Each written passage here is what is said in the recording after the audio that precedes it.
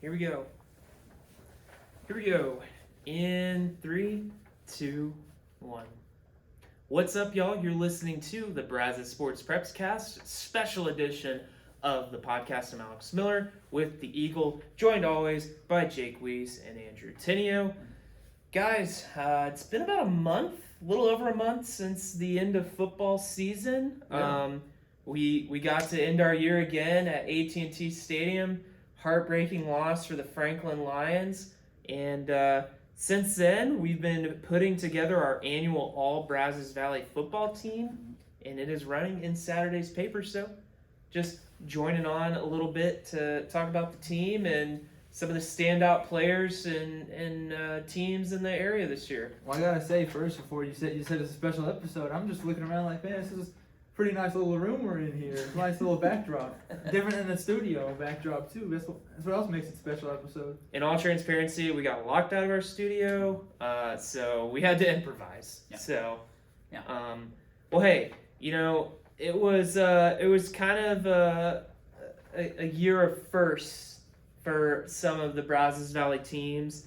Let's start with who we picked as our team of the year, Jake. Yeah, well, it's one of those, you talk about the first. This is a team that kind of exemplifies that. St. Joseph made the TAP State semifinals for the first time in program history. Went 11-1.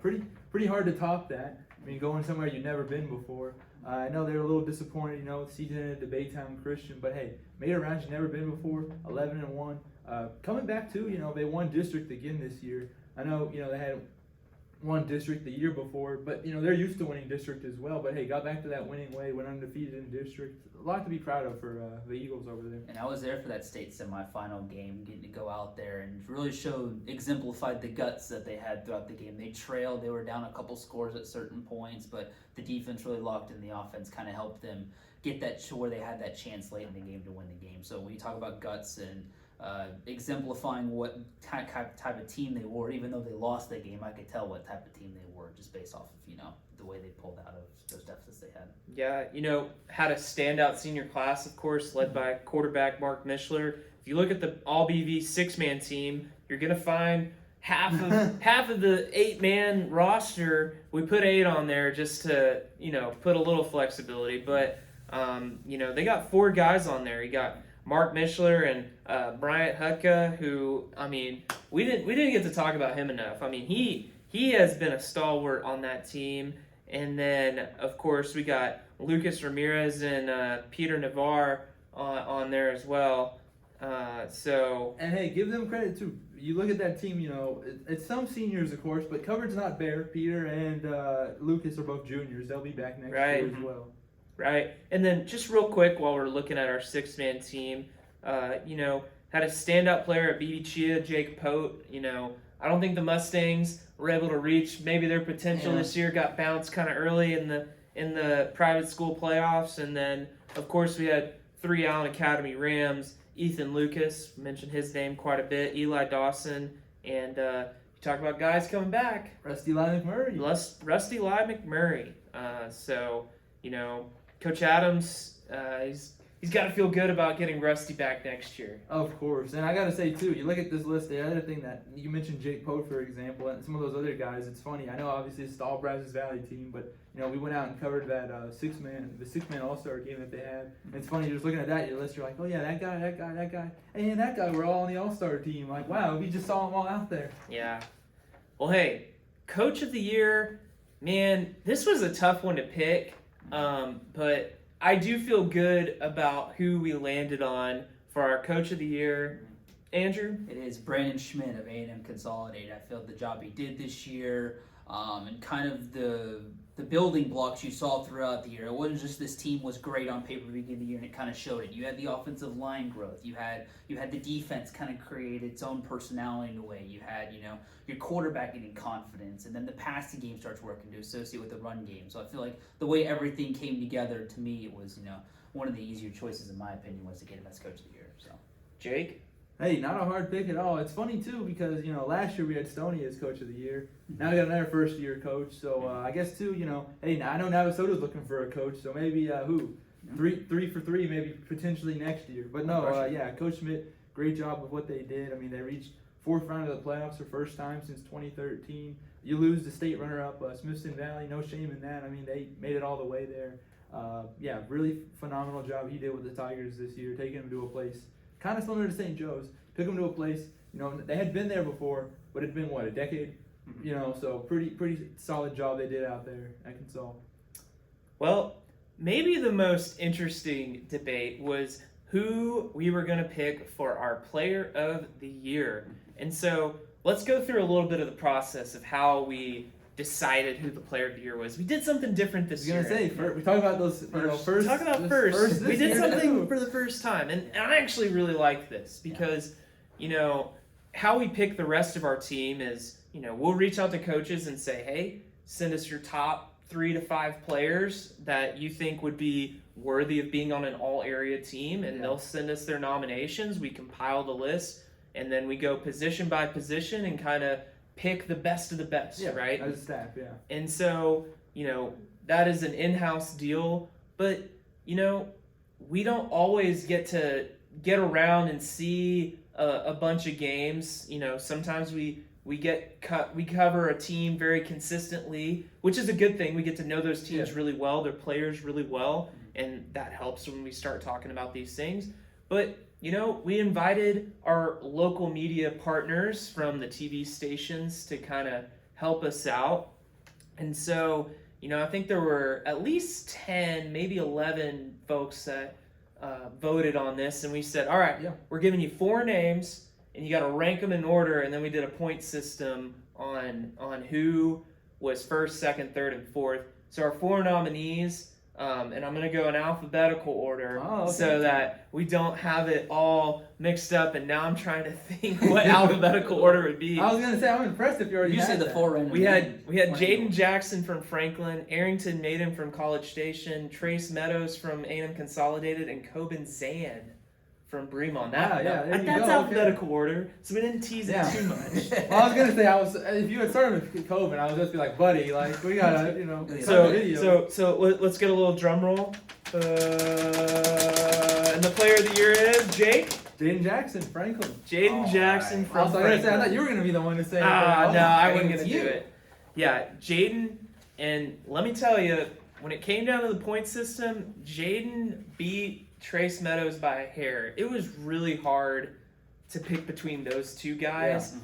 You have a 2,000-yard rusher who really carried his team in a lot of ways behind a really good offensive line, by the way. If you look at our first and second team offenses, you're going to see some Franklin Lions on that offensive line. He carries his team to a state championship game appearance again, but on the other hand, you have Trace Meadows, the heart and soul of that just tenacious Tiger defense, right? Who did everything, even in the playoffs, had to come in and play a little wildcat quarterback, try and get things kick-started in a tough battle against Smithson Valley. But in the end, we voted for Jaden Jackson, and I think either of those guys would have been worthy, but Jaden's definitely worthy in that spot. Well, and quick credit to both of those guys too. You talk about Jaden carrying 2,000-yard rushing. Hey, man, I mean, I know I watched him. We watched him in that Edna game too. He made some plays on defense too. Both of those guys. Yeah. Both of those guys, even Trace too. I know he probably just tell you he's just a linebacker, but he can pretty much play. I mean, he played both ways. He punt return. I mean, both of those guys kind of were two-way stars, if you will. I know I know Jaden does play both ways, but not to mention Trace and special teams at times. Pretty lethal punt returner when it comes down to it as well. Trace, of course, going to play at UTEP. We wish him well. Another guy moved in too, I think. Moved in. Another guy who just moved in. Actually ran into him on his last night here. Was Arrington Maiden. Really? You got Wings and More. Great choice, Arrington. Always. If you got to have one. If I'm on my, this is my last meal in College Station, I'm going to Wings and More. So. And now I want to go back and look when we did our, Andrew, Alex, we all do those little features. We do the features each week, and we usually do the 5. I'm kind of curious now what Arrington, if we asked him what his favorite restaurant was, I'm kind of curious. I think you wrote the story, so I think you should I should know look this, up. but I don't remember. But I'm like, I wonder if Wings and More, you got to go to his favorite one more time. But Well, hey, Arrington, I mean, what a year he had, right? I mean, a guy that last year really didn't find his way till probably, the second to last week of the regular season, Yeah. and then kind of helped will the Cougars to a state title run, championship game appearance run, I should say. And this year, really had total command of that offense and really grew not just as a player but as a leader. And I think that was reflected in the story that you did on him. And so, really, really talented quarterback. Wouldn't be surprised if we see his name pop up when he's playing for Memphis here in a couple years. Hey, no kidding. I mean, they've got a senior quarterback coming back or a fifth year? Yeah, I mean, Seth Hennigan. Yeah, He'll be coming back. I believe Arrington's probably a backup as of now. I mean, yeah, he's probably either second or third string. Yeah.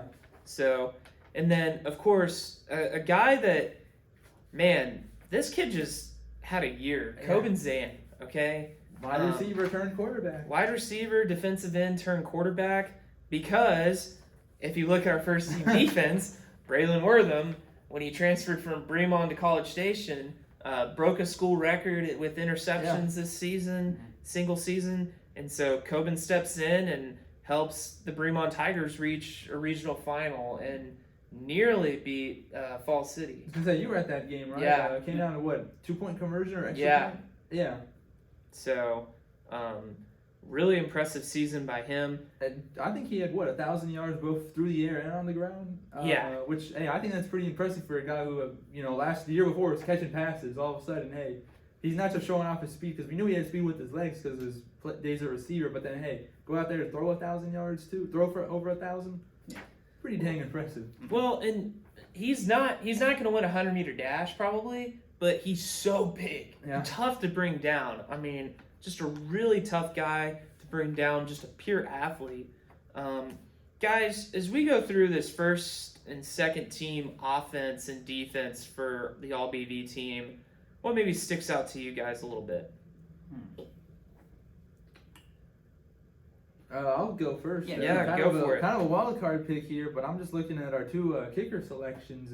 Man, two guys that I thought pretty dang talented kickers. Colton Schmeller, I saw in his first year as a starter, and then Steven over at Madisonville. Man, I mean, I know Steven had been his second year it's kicking for Madisonville, but man, two guys that I don't know. I came away real impressed with every time I heard their name called, because I know Madisonville, they were pretty popular in our Player of the Week poll, but man, yeah, both of those guys, like every time, sometimes you get a little nervous when they go or you think to yourself, oh, are they going to take the field goal here? You're kind of doing the math. At least I am. I'm trying to do the math in my head, and both times those guys' names, took out of the field, I never was like, oh man, I was always like, yeah, makes sense to me. We're about to kick this thing. Yeah. I think for me, what stood out looking through first and second team was how deep the secondary was this year.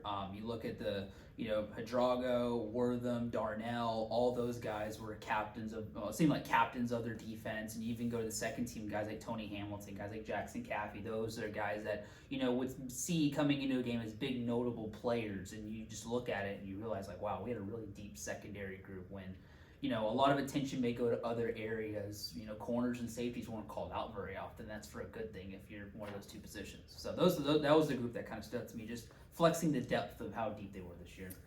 The thing that stands out to me, if you look at our first team offense and defense, you're going to see them. It's the Franklin Five. The Franklin Five are all on the first team. You got Braden Smith, Colby Smith, Major Kimbrough, Braden Urey, and Devin Hadrago. I mean, you talk about a class right there. Yeah. And just a group of winners. I know they didn't end up on top in the very last game, but I mean, they really. I mean, you go back. These guys have been on this team quite a bit. 4 years, all 4 years on varsity. I think too. Heck, I mean, I know, like you said, it didn't end the way they wanted, but I think if you told them probably in 8th grade, hey, you're gonna be at the end of your high school career, you're gonna have won 2 state titles in 4 years. I think and played for 2 more. Yeah, played for 2 more. I think you take that deal. Yeah. So, pretty impressive list on that first team, just going down the line. Hey, I'll ask you guys maybe a final question here. We've got some returners that are going to be back.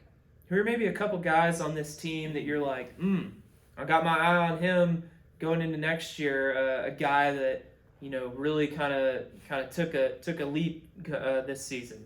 I mean, I feel like I'm gonna cheat here, but I gotta go Terrence Lewis. I mean, anytime you touch the ball, you were scared he was gonna go for 70 yards. I mean, it was that type of game. I was there for the Hutto game, the season finale. I think he went close like 300 receiving yards, and that game just gets ingrained into my head in a way to think, oh man, this kid, he gets another year in the system. He gets another year of football. He may do some special things next year for Brian. So Terrence Lewis is the guy I'm keeping an eye on.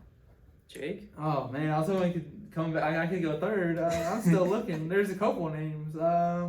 Here, I can go first. There we go. Thank you. I really got my eye on Jacoby Dixon, and I know Ooh. they're kind of on the periphery of our coverage area down in Brenham, but if they're in a district again with Rudder, we'll be getting to cover a Brenham game or two. Man, this guy might be the next big thing out of the Brazos Valley. I mean, the season that he had with the Cubs, I mean, he seems to be like he could be the real deal. So Coach Youngs has got to feel good having him in the backfield to build around going into next season. And I think too, I'm just kind of taking a quick last little glance here. I'm pretty sure he's our only freshman on the team as well. Yeah, I think a big credit to him as well. I mean, if you back his numbers already back it up and his play already backs it up, but you're just looking at the list and I'm like, yeah, he's the only freshman too. Like we got 3 more years of Jacoby Dixon highlights potentially. Well, and here's a guy that was a freshman that didn't make the team because we had a lot of depth at that position. Cooper Murr from Brazos Christian, right? Jackson Caffey started the year at quarterback. They moved him to more of an athlete role, it seemed. Yeah. He's on the team, of course, and those two guys, man, they can put up some numbers. So, Coach Washington's gotta feel good about having those two guys back, and the buy-in at Brazos Christian's really gone up the last couple years. I was gonna say, I remember you wrote about this in the preseason, which I feel weird. We're referencing the preseason now. We're a month after the season, but I believe too their numbers went up last year in terms of how many kids. Oh yeah. So it'll be interesting if that number goes up. Once again next year. So did you ever say who you're looking out for next year? Oh jeez. So we could just be like, hey, see everybody. Come on, Thanks Jake. for watching our episode. Oh man. There's so many. How about that guy? We haven't even talked about him. Yeah, I was thinking. My eyes there was 4 guys that my eyes were drawn to, and Tank Scott was one of them. Man, I really like what he did at Bremond this year. He's just a sophomore. Kind of took over that lead tailback role and just really powered his way. I mean, you look at that first team offense too. He's the youngest guy on there, the only sophomore we got. Rushed for over 1,000 yards. It's kind of similar to the Jacoby Dixon situation in my book, where it's like, man, we got this guy for 2 more years. Like, kind of can't wait to see what he does next, because you rush for 1,000 yards as a sophomore. Kind of feels like you got nowhere to go but up. And I'm interested to see what he can do. I know they lose Coben. He was a senior, so it'll be interesting to see next preseason what Bremond's doing on offense. But hey, Tank Scott, not a bad option to have back there in the backfield, and as a pass catcher too. I don't know if we included his stats there, but he got a couple passes as well, 2 out of the backfield.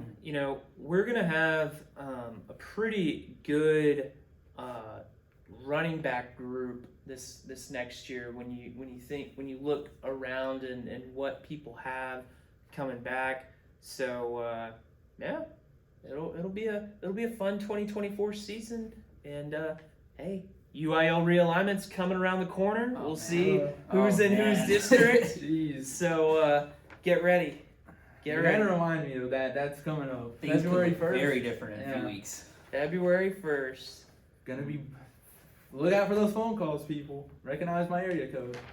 All right. Well, hey, thanks for tuning in to this special episode of the Brazos Sports Prepscast. Be sure to view our entire All-Brazos Valley football team online at theeagle.com.